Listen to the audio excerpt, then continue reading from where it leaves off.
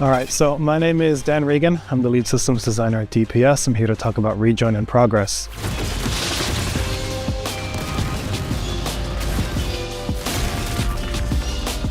Rejoin in progress is pretty much what it says on the tin. It lets you rejoin a game in case you leave it by accident partway through the match. So rejoin in process is an important feature because, frankly, nobody likes to be disconnected from a game partway through and then not able to rejoin it. It's not particularly satisfying to go through half or three-quarters of a game and build up your character and not be able to see it through to the end, right?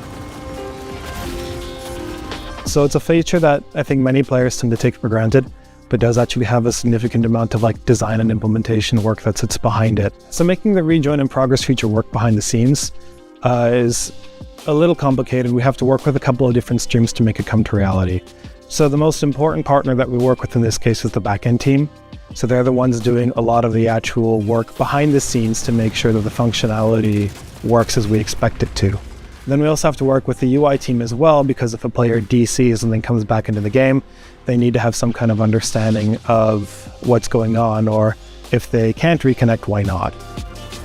So when the player rejoins the game, we give them some time to repossess their hunter before they actually jump back into control of the character itself.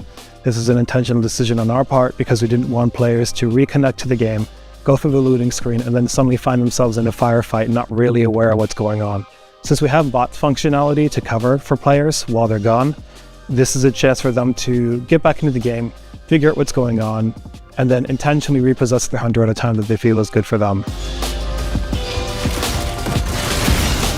We have the first pass on the implementation done already, but what it needs to do is go through several rounds of QA testing before we're sure that it's ready to put into the hands of the players. Rejoin in progress is a particularly tricky feature to QA, and there are a lot of edge cases that we maybe didn't catch in the initial pass of the implementation, which could lead to undefined behavior for players in the real world.